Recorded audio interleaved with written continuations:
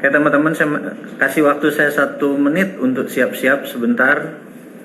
Karena topik hari ini kita berusaha untuk tidak berdiskusi masalah yang berat-berat, tidak berdiskusi masalah geopolitik, tidak berdiskusi masalah bisnis. Karena kita mau coba yang ringan aja. Saya untuk pertama kali melihatkan wajah saya di layar itu membuat saya gemeter. Saya lebih natural suara saya saja yang keluar. Saya lebih nyaman bicara lewat headset dan nggak ada orang yang melihat saya. Jadi saya pikir bagi yang pertama kali bertemu, salam kenal, salam sukses. Bagi sahabat-sahabat yang biasa mengikuti suaranya Bosman Sontoloyo, hari ini kita tidak berbicara tentang geopolitik, walaupun di sini rasanya sudah mencekat pengen mengeluarkan banyak hal, tapi saya tumpahin aja lewat video. Ada 11 video ke depan sudah disiapkan, termasuk apa yang terjadi kalau ada skenario terburuk, yang saat ini kita tahu pemerintah menggunakan skenario optimis gitu ya. Nggak apa-apa, mudah-mudahan benar. Tapi yang kita takut adalah kalau skenario terburuk yang terjadi. Jadi kita nggak pengen skenario terburuk terjadi. Saya hanya mengingatkan apa itu yang terburuk, tapi lewat video.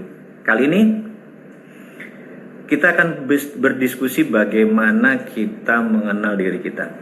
Itu mungkin topik yang sederhana aja. Alasannya satu, saya sudah 3 minggu lockdown. Beberapa teman pasti ada yang sudah seminggu, ada yang 2 minggu. Dan apa yang terjadi kalau sampai 2 bulan ke depan kita juga masih lockdown? Hanya itu aja pertanyaan saya. Satu, mungkin ada hal yang saya lebih takutkan, yaitu kewarasan kita. Saya takut kita udah gak waras, tau gak? Karena kita berada di posisi yang sangat walaupun di rumah sendiri, tetapi dengan daya pandang terbatas, informasi terbatas.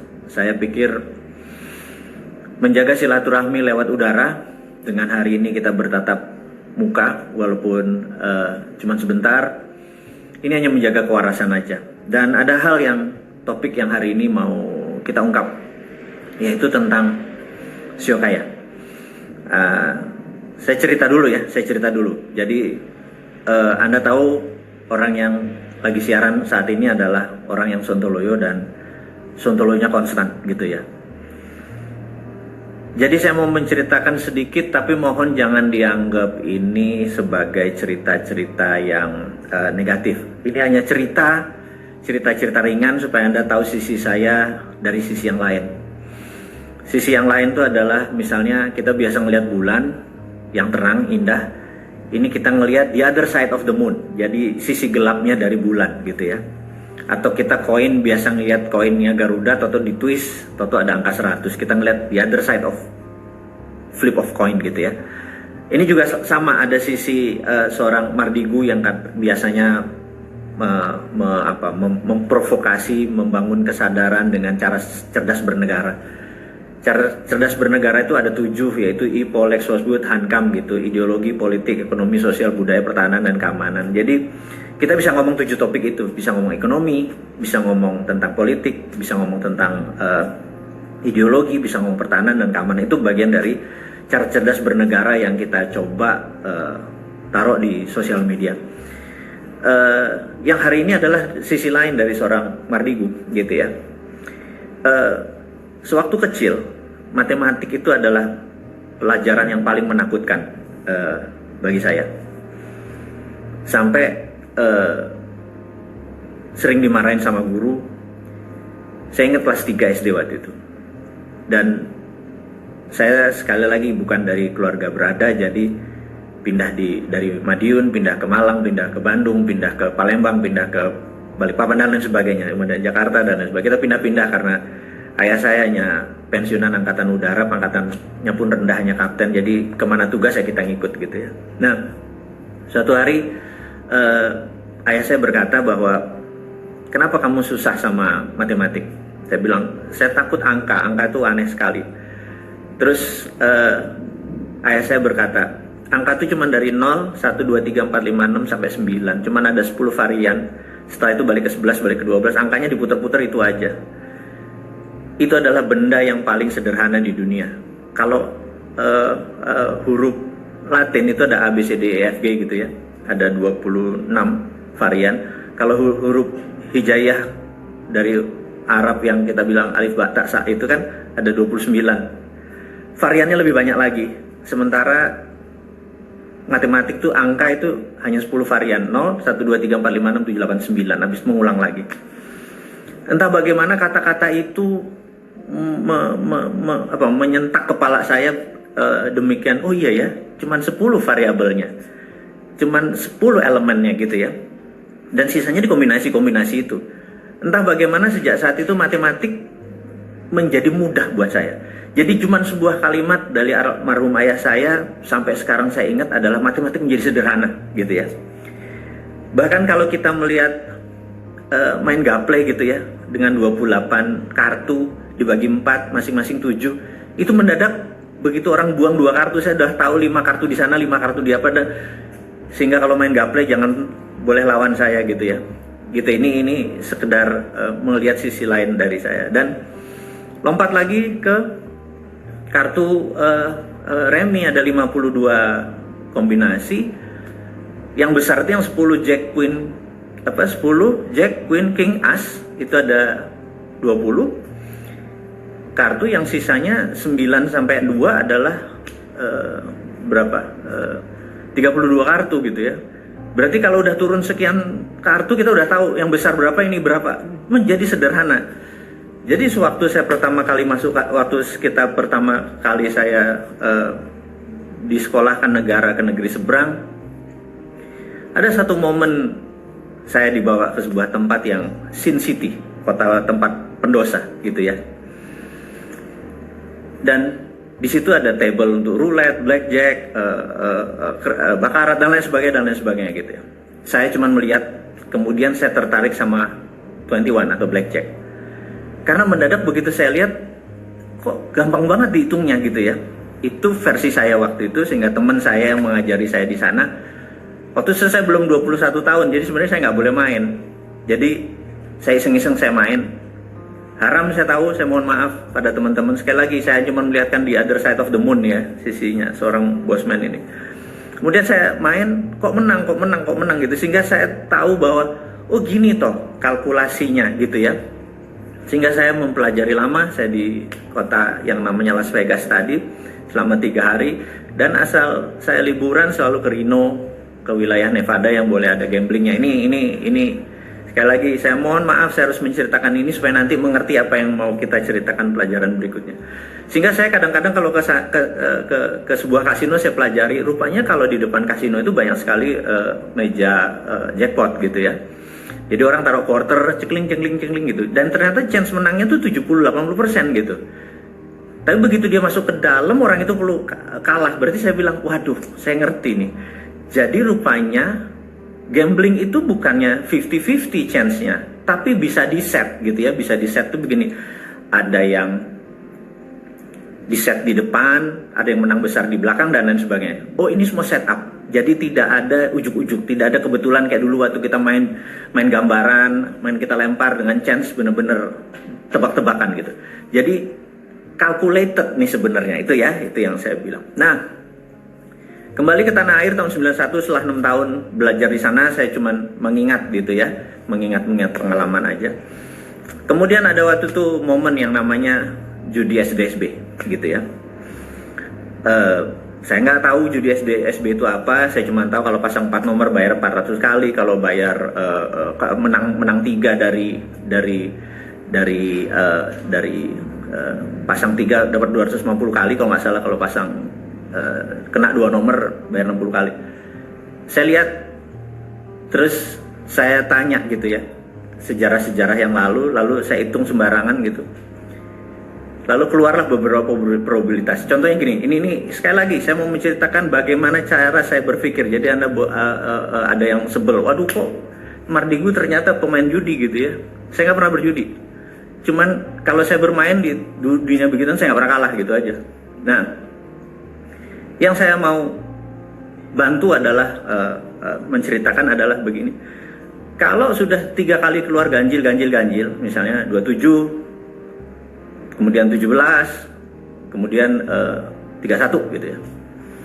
Maka chance keluar genap itu lebih besar daripada chance keluar ganjil gitu ya. Itu cara menseleksinya. Kemudian angka besar di atas 50 atau di bawah 50. Kalau sudah 5 kali di atas 50, maka chance keluar kecil. Jadi kombinasi setelah dipecah gitu ya. Ternyata kalau kita masang 1 kan dibayar 60 kali. Kalau kita pecah 4, ternyata kalau kita pasang 25-25-nya, maaf ya, kalau 100 dibagi 4 kan, kita pecah ganjil genap, kita pecah besar kecil, maka ketemu probabilitas 25. Pasang 25, jadi pasang 1000, 25 titik tadi, 1000, 25.000, kena lo 60-nya. Jadi untungnya 35 perak, 35.000 gitu ya. Ini setiap minggu kalau kayak gitu saya bilang ini sih bukannya gambling, karena chance menangnya gede banget, udah kayak main saham aja, udah kayak berbisnis aja, bisnis malah bisa gambling. Kita invest di franchise sesuatu belum tentu tempatnya laku, malah ini chance-nya lebih besar itu waktu itu. Tapi saya tidak tertarik untuk main begituan. Nah, suatu hari ada sahabat saya namanya Herman Hastok. Dia memberikan saya sebuah buku, satu CEO-nya Chinese, astrologi, dan primbonnya Jawa gitu.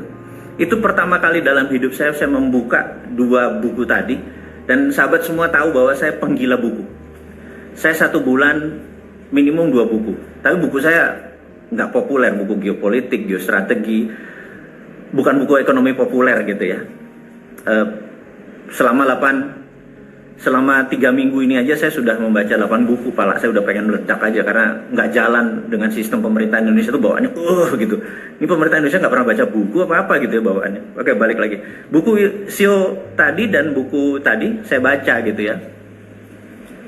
Di mana, di Primbon. Kemudian saya bilang, astrologi ini ternyata ilmu pasti, ilmu sains gitu ya, ilmu sains karena matematik sekali gitu.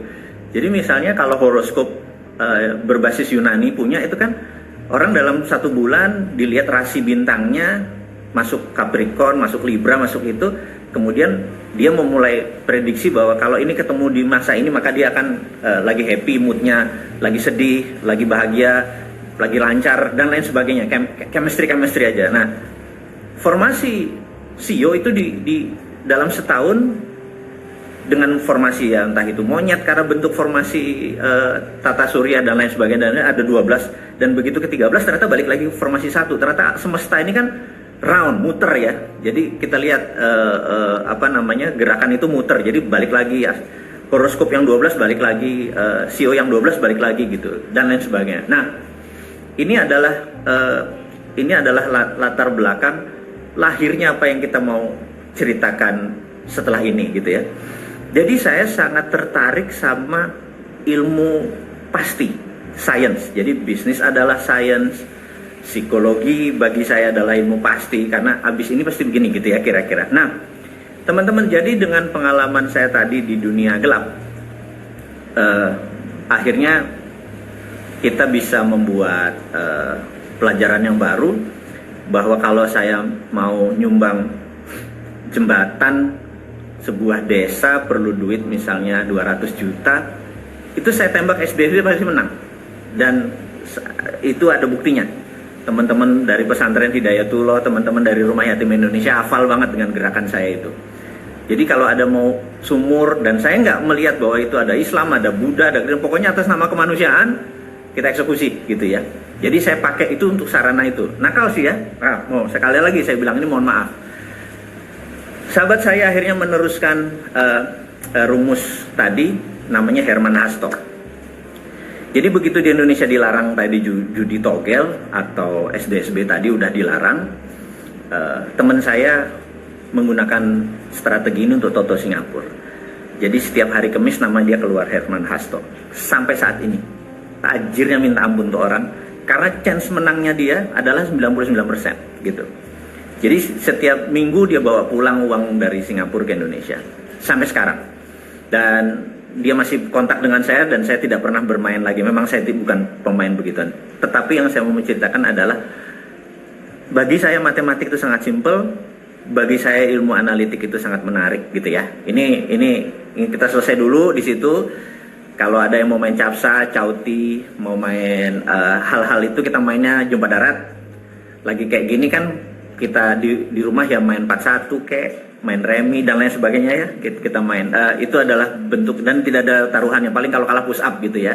Membuat cheer up suasana aja. Oke, sekarang kita masuk ke Sio Kaya. Jadi saya dan sahabat saya Mas Kirdi Putra punya karakter yang berlawanan. Kami tuh sudah 20 tahun berbisnis bareng. Satu syaratnya, kami nggak boleh satu kantor. Kenapa? Karena karakter kami berlawanan. Pasti berantemnya. Contohnya gini. Saya ini global. Orangnya global. Partner saya, Mas Kirdi itu orangnya detail. Bisa dibayangkan. Saya kalau ngomong kalimatnya simpel. Pokoknya saya nggak mau tahu ya. Saya pengen anu. Bagi orang detail, kata-kata nggak mau tahu mau anu tuh apa? Dia minta lebih rinci lagi, gitu ya. Lebih rinci lagi. Kemudian saya ini risk taker. Dia safety player. Jadi dia kalau belum bos, ini belum detail nih, ini belum pas nih, dia harus secure. Saya beta aja saya eksekusi. Itu kalau bisnis. Karena itu kami udah 20 tahun. Jadi ingat bahwa untuk Anda sukses, Anda bisa melakukan apapun sendiri. Contohnya, Anda bisa jualan kacang, Anda menjadi sukses. Anda berbisnis properti sendiri, Anda bisa sukses. Tapi menjadi milioner dan menjadi bilioner, percaya saya, Anda perlu tim. Nah, tim seperti apa yang Anda butuhin? Percaya saya, tim yang Anda butuhkan adalah tim yang oposit dengan Anda. Itu berita buruknya. Maksudnya oposit gini, gimana? Karakternya berlawanan. Kalau Anda orangnya suka nabung, pelit, gitu ya, ambil kata ekstrim aja, suka nabung, pelit, sangat calculated gitu ya. Apa yang terjadi kalau karakter teman Anda atau partner Anda seperti itu juga, hitung-hitungan juga dan lain sebagainya, nggak pernah jalan itu usaha Anda. Dan Anda cari orang seperti apa? Anda cari orang yang berlawanan dengan Anda, yang suka pamer, yang suka show off, yang suka belanja, yang nggak bisa nabung. Karena orang kayak gini selalu up to date dengan informasi, selalu up to date dengan fashion, dan selalu bisa melihat sisi positif. Sementara kita orang-orang yang pelit seperti saya ini adalah selalu melihat dari sisi negatif gitu ya. Nanti kalau hujan gimana? Nanti kalau banjir gimana? Nanti kalau coronavirus 70.000 gimana, ngerti nggak? Itu sifat alami saya. Ada sifat seperti sekarang yang pemimpin sekarang nggak kok, corona itu nggak mematikan, cuma 2% gitu ya. Jadi kalau kena 100 orang cuma 2 orang gitu kan, gitu. Walaupun kalau orang seperti saya bilang, gimana kalau nanti 100.000, 2% itu kan 2.000 kan banyak. Rumah sakit aja nggak cukup dan lain sebagainya. Oh, nggak bakal ke sana, itu yang positif gitu. Kebetulan yang positif ini adalah pejabat negara gitu ya. Bisa dibayangin kalau yang negatif seperti saya, bawaannya kan pengen perang sama Cina, pengen perang sama Amerika, bener nggak? Pengen mendirikan kedaulatan sendiri gitu. Mana mau saya bergabung sama Cina atau Amerika gitu ya. Ini contoh aja, karena sifatnya adalah safety, sifatnya adalah pelit tadi gitu ya. Ngapain harta gue dikasih ke Amerika gitu ya? Ngapain bangun jalan tol pakai duitnya Cina? Itu contoh-contoh saja gitu ya. Jadi sekali lagi, bukan apa-apa. Pada saat orang seperti saya, si Sontoloyo ini jadi, negara ini pasti gemeteran karena bawaannya pengen perang aja sama negara-negara penjajah itu gitu ya. Orang kayak saya ini kayak Soekarno lah kira-kira, bawaannya pengen meledak-meledak gitu ya. Jawa Timurannya keluar, anco-ancoin orang gitu ya, anco-ancoin negara lain gitu. Pasti gayanya orator yang nembak-nembak Trump lah, kalau nanti penggantinya siapa juga serang juga gitu. Oke, itu hanya sebagai contoh. Nah, jadi kita kembali ke Sio Kaya. Untuk sukses Anda bisa melakukan apapun, tapi untuk jadi milioner atau bilioner Anda perlu partner. Dan partner ini karakternya harus berlawanan dengan Anda. Karena siapa yang garuk punggung Anda adalah orang partner Anda. Jadi teamwork Jadi talent, bakat Anda, win the game. But championship need a teamwork. Jadi teamwork win championship. Sekali lagi, yang kita mau ceritakan hari ini adalah kedua-duanya. Bagaimana menemukan talent kita dan bagaimana kita mencari partner gitu ya. Nah, CEO kaya ini akhirnya adalah dapat dua hal yang saya pelajari. Satu dari CEO-nya Primbon Jawa tadi. Yang pertama adalah dari Carl Gustav Jung. Saya ini mengidolakan dia sekali. Jadi saya pelajari tentang sifat. Jadi manusia itu ada dua. Manusia itu ada dua. Ada orang manusia yang sangat kreatif atau orang langit. Ada orang yang di bawah yaitu orang bumi, orang sensori. Orang sensori. Jadi dari kalau Anda berbisnis internet, berbisnis digital marketing, Anda cuma bisa menjual ke 75% manusia. Anda tidak bisa menjual ke 20% manusia yang orang sensori. Orang sensori ini dia harus menyentuh dulu. Misalnya dia mau beli kain, spray gitu, dia harus sentuh spraynya. Dia nggak mungkin lewat nggak mungkin lewat internet karena dia nggak bisa pegang, dia nggak bisa nyium baunya. Itu orang sensori. Tapi sisanya mereka bisa membeli lewat internet base. Jadi jangan pikir Anda berbisnis digital bahkan bisa mendapatkan 100% market. Nggak bisa yang sensori. Jadi orang bumi kita sebut orang sensori dan orang langit. Kemudian tadi ada orang yang people person. People person adalah orang yang suka orang. Kemudian ada system person. Orang yang tidak comfort dengan orang lain, dia selected. Kemudian dia mempunyai lebih nyaman sama people system. System person, orang introvert adalah system person, orang extrovert adalah people person. Dan tidak ada orang yang 100% extrovert, tidak ada orang yang 100% introvert. Ini saya harus cepat sekali. Jadi ada yang 70% extrovert, 30% introvert, dan lain sebagainya. Nah, balik ke topiknya. Ternyata kalau 4 itu digabung, orang kreatif, orang sensori, orang extrovert, orang introvert, ada 4 karakter utama. Di sini 4 karakter utama yang kita bilang orang satu gitu ya. Nah, dan tentunya ada yang cross, ada yang orang langit ketemu orang people person, ada people person ketemu orang bumi gitu ya. Ada jadi 4 CEO kaya Anda. Ini yang saya mau diskusikan. Jadi pertanyaannya adalah Anda tahu nggak Anda masuk yang mana gitu ya. Itu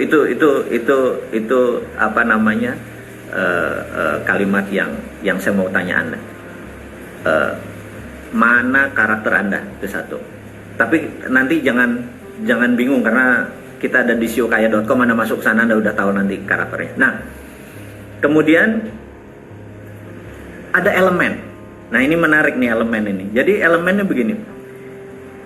Di CEO-nya Lau punya, si I Ching punya, China punya, yang sudah ribuan tahun itu punya 5 Earth, Wind, and Fire, punya elemen 5. Ternyata Jawa, kita memakai Astabrata itu ada 8. Ini yang saya pikir, saya terkaget-kaget ternyata kita punya kekayaan tanah air ini lebih gila daripada negara lain. Jadi saya gabungkan Carl Gustav Jung tadi dengan Astabrata. Ini yang ketemu hal yang menarik. Jadi menariknya begini. Kita tahu ada karakternya di Astabrata tuh ada bintang, matahari, api, angin, tanah, samudra, air, dan bulan. Jadi 8. Sekali lagi, ada bintang, matahari, api, angin, tanah, samudra, air, dan bulan. Jadi 8 karakter elemennya tadi. Ini yang membuat saya terkaget-kaget. Begitu 8 karakter, 8 Carl Gustav Jung digabung sama Astabrata, karakternya menarik gitu ya. Sehingga begitu Anda nanti memasukkan data Anda jangan kaget nanti ya, sabar. Anda tahu bahwa ternyata saya ini risk taker gitu ya. Saya ini safety player, bayangin sampai itunya ketangkep tuh. Kemudian ada 3 hal lagi yang menarik. Drivennya Anda, jadi gini, manusia itu ada driven, ada drive yang membuat seseorang itu maju. Ada drivennya by love, seperti misalnya siapa yang love ya, yang paling terkenal, Mother Teresa. Itu drivennya love gitu. dia dicederai, dia dilukai, dia tetap memberikan cinta. Kemudian Nelson Mandela itu drivennya love. Anda tahan dia 28 tahun dalam lockdown dengan penjara yang sangat kejam. Keluar dia tidak membenci satu orang pun yang membuat dia tersakiti. Driven dia love, gitu ya. Jadi kalau orang sudah bisa menaklukkan dirinya, drivennya adalah cinta. Dan ini adalah derajat tertinggi. Ada dua lagi derajat driven seseorang. Yang satu adalah drivennya by fears atau rasa takut. Biasanya nih seperti saya yang orang Jawa. Karena ajaran saya orang Jawa kebanyakan adalah ojo ngono, ojo, orang ke-10 baru itu ini boleh gitu ya. Jadi jangan. Nah, sehingga kalau mau bergerak itu saya bilang ini boleh nggak ya? Ini boleh nggak ya? Kebanyakan jangannya gitu ya. Jangan sayur ya, bukan. Maksudnya jangan beneran ya. Jadi saya mau mengingatkan bahwa ajaran dari Jawa membuat banyak sekali orang takut membuat keputusan karena banyak jangannya. Ojo gitu. Coba aja. Ya saya mungkin yang dididik seperti itu. Nah, ajaran kedua, driven kedua adalah anger. Karena keadaan gitu ya. Di bawah tekanan, pressure, dia marah, anger gitu. Nah, yang membuat dunia ini muter adalah orang yang punya driven anger dan fears gitu ya. Jadi Soekarno di penjara, drivennya marah gitu ya. Anger gitu ya. Saya drivennya anger. Saya kasih tahu, saya drivennya anger. Apalagi tahun 2017. Anda tahu ya, tahun 2017 ada yang namanya Rinso itu kan? Anda tahu semua saya anti BUMN kan? Ya, anti BUMN. Jadi BUMN itu adalah state capitalism. Saya itu pokoknya berbau kapitalisme anti aja. Terus udah tuh bayangin, negara itu kan regulator, BUMN itu operator. Begitu BUMN di bawah kementerian, dia regulator, dia operator. Anda bayangin.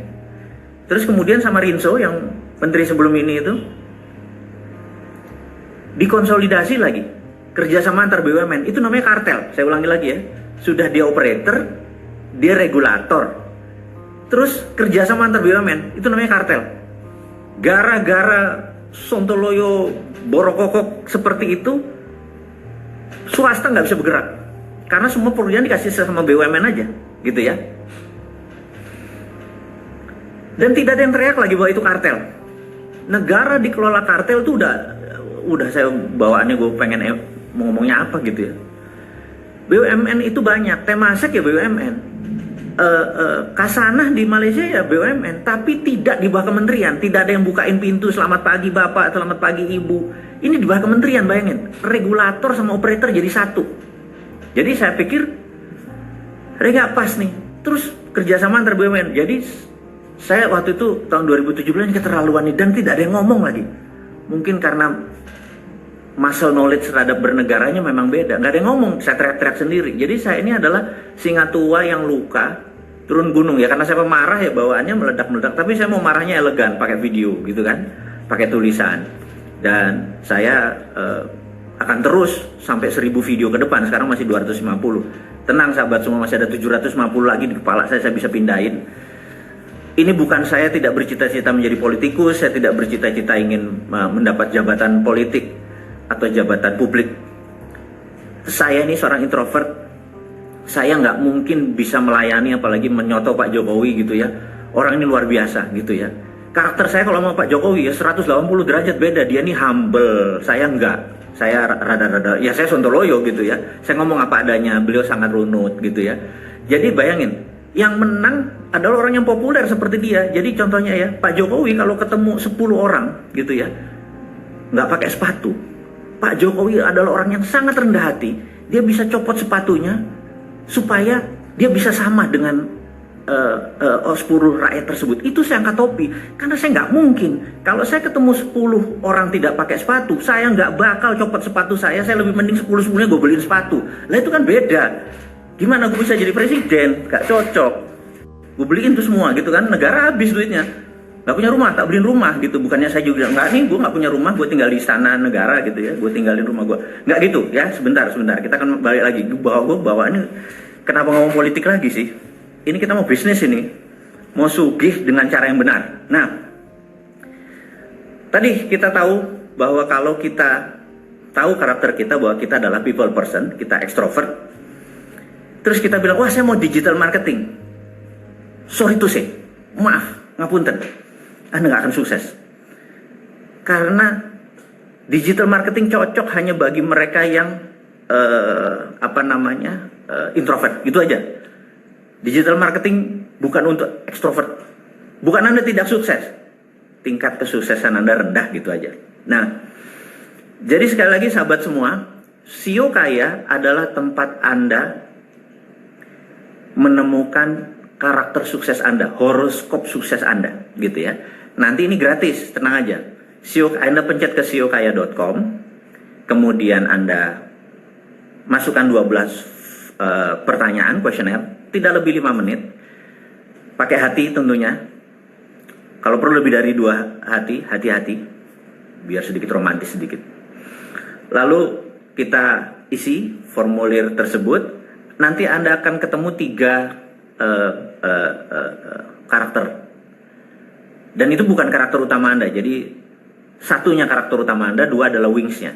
Jadi ini belum detail, ini hanya membuat Anda jadi kenal. Kemudian kalau karakter Anda adalah A gitu ya, saya kasih contoh, atau B gitu ya, apa sih? Anda cek di Narapati, di Instagram Narapati-ID, Narapati-ID. Di situ ada 8 karakter yang, oh saya tuh ini gitu ya, strength-nya saya di sini, weakness-nya saya di sini gitu ya. Nah, kalau Anda mau tahu lebih dalam lagi mengenai misalnya job saya ini match nggak, atau profesi saya ini match nggak dengan saya gitu ya. Nah, itu pertanyaan lebih dalam lagi. Terus atau saya mau bisnis apa yang match dengan SEO Kaya saya gitu ya. Ini lebih dalam lagi. Sekali lagi itu pelan-pelan nanti akan sampai sana. Nah, atau suatu hari Anda punya tim, misalnya punya tim ya, punya tim.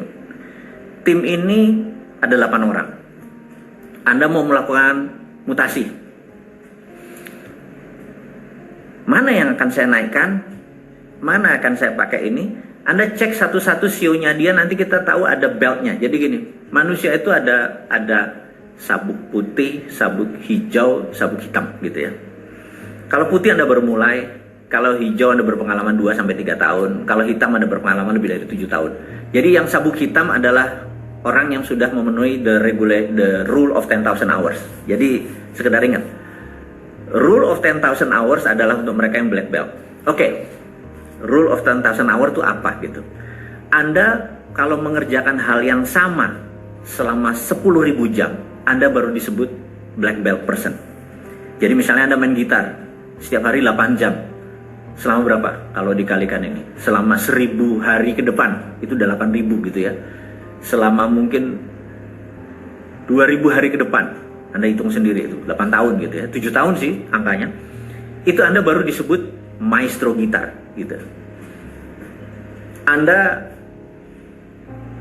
7 tahun setiap hari lihat internet update status, nah Anda baru disebut netizen yang sebenarnya, netizen sejati gitu lah kira-kira. Saya sekedar mengingatkan rule of 10,000 hours ini, misalnya Beatles tahun 58 sampai 63, dia tiap hari main di gang, main di bar, main di selokan, main di bawah tanah, di gorong-gorong. Dia tak musik, oh kalau kayak gini dilemparin batu, oh kalau kayak gini orang joget, kalau gini orang ketawa, kalau kayak gini orang seneng gitu ya.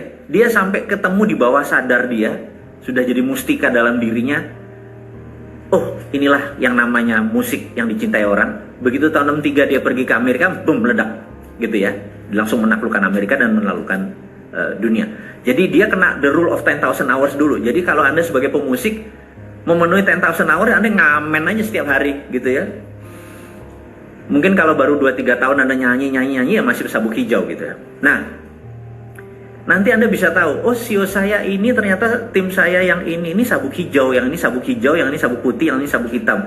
Begitu diubah, oh oke.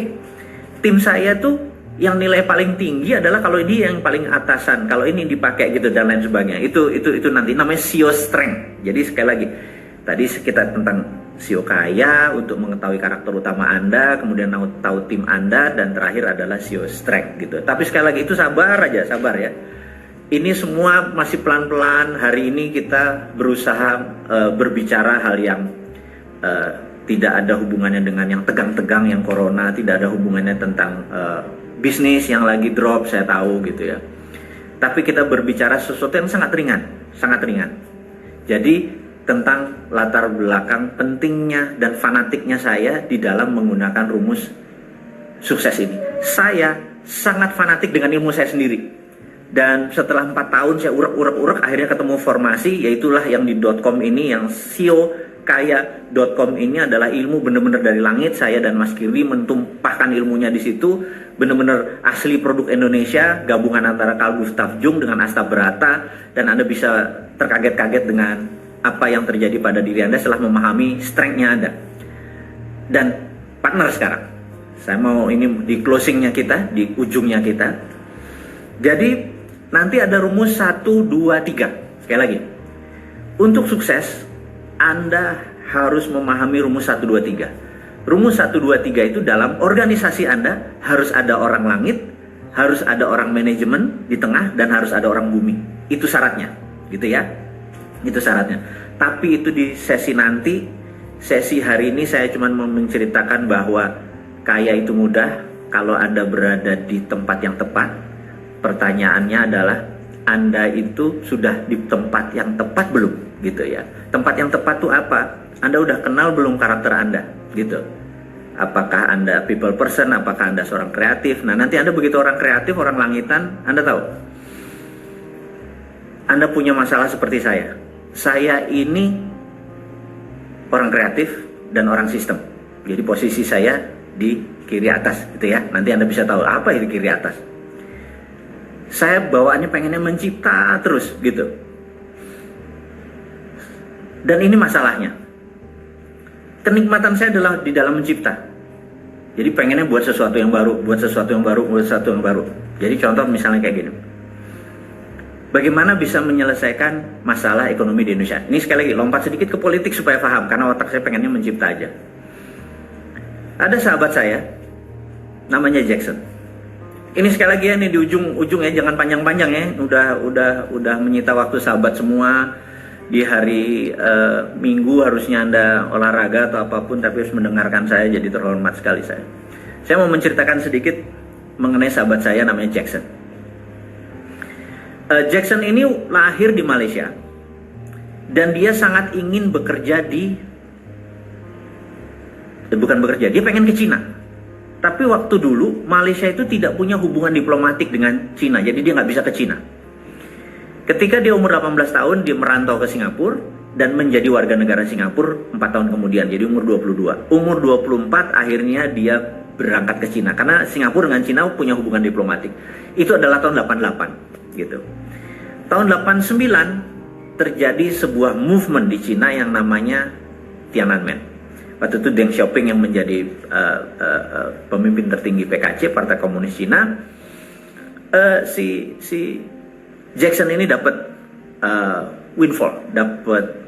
Kita tahu ya, nanti teman-teman baca bukunya, judulnya New Tiananmen Papers. Menarik sekali buku tersebut.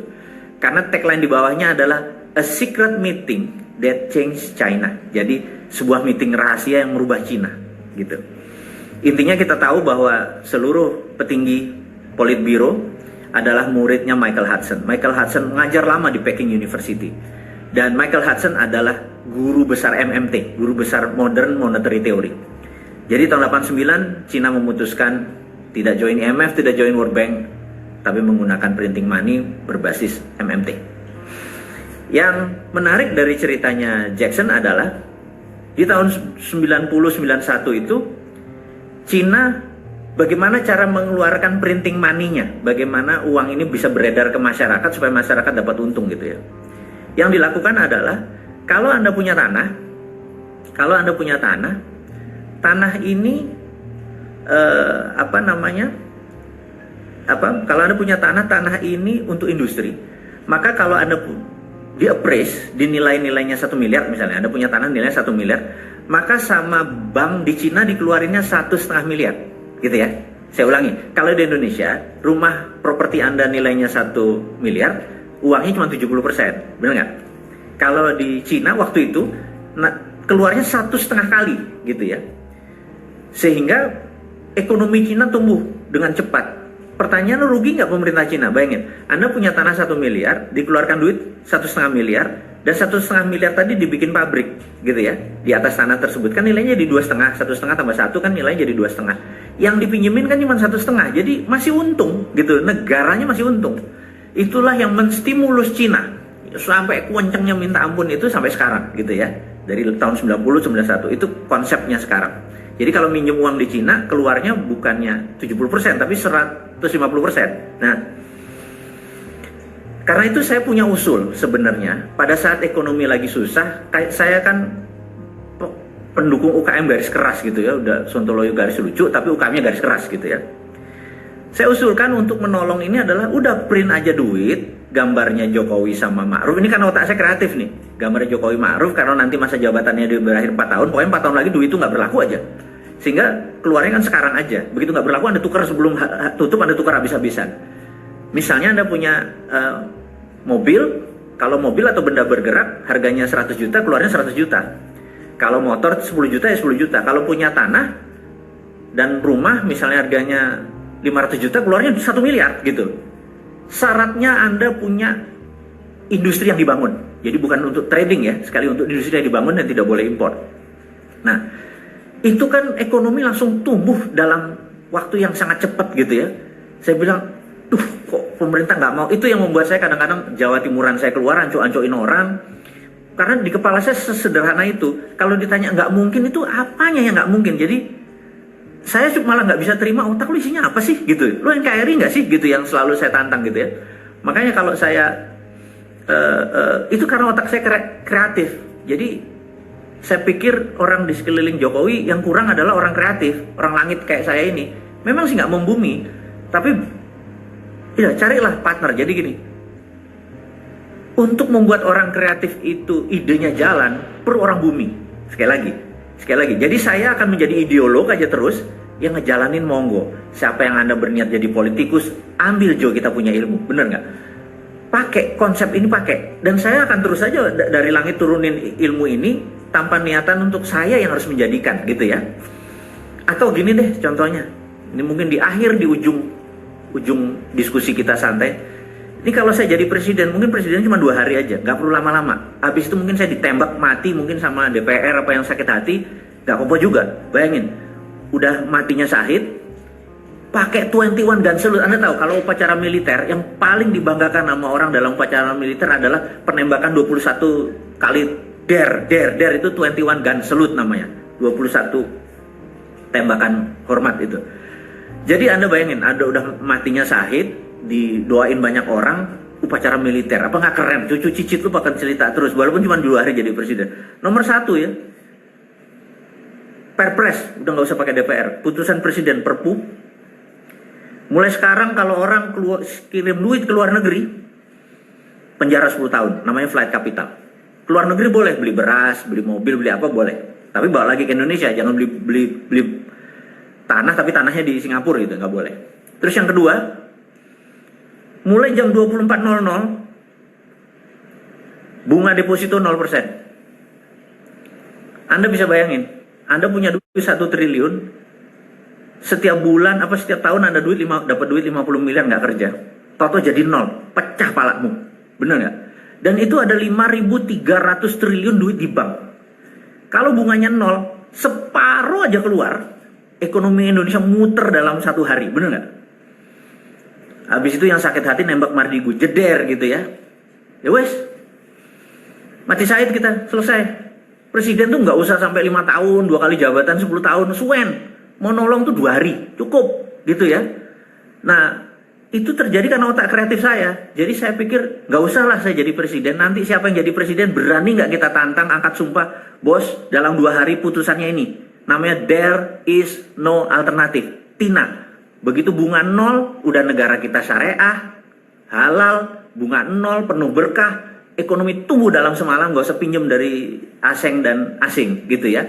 Sekali lagi, dengan demikian di ujung dari perjumpaan kita kali ini saya cuma mengingatkan, saya adalah orangnya kreatif di atas, kreatifnya kiri dengan sistem. Untuk sukses, saya memerlukan tim manajemen, tim-tim seperti tim saudara saya di bisnis hack, itu adalah teman-teman saya di tengah, dan orang bumi yang membuat ini menjadi sistem ini jalan. Nah, Anda di mana? Anda saya sarankan untuk teman-teman mencek di Sio Kaya, karena nanti kita akan ketemu lagi untuk penjelasan lebih lanjut. Saya rasa dari saya cukup sekian. Terima kasih sudah bersama-sama saya. Terima kasih sudah mendengarkan saya tanpa niatan menyinggung yang manapun. Sukses buat Anda semua. Stay healthy, stay waras, semangat, dan keep in touch. Saya akan terus menemani Anda melalui acara di IG Live ini. Assalamualaikum warahmatullahi wabarakatuh.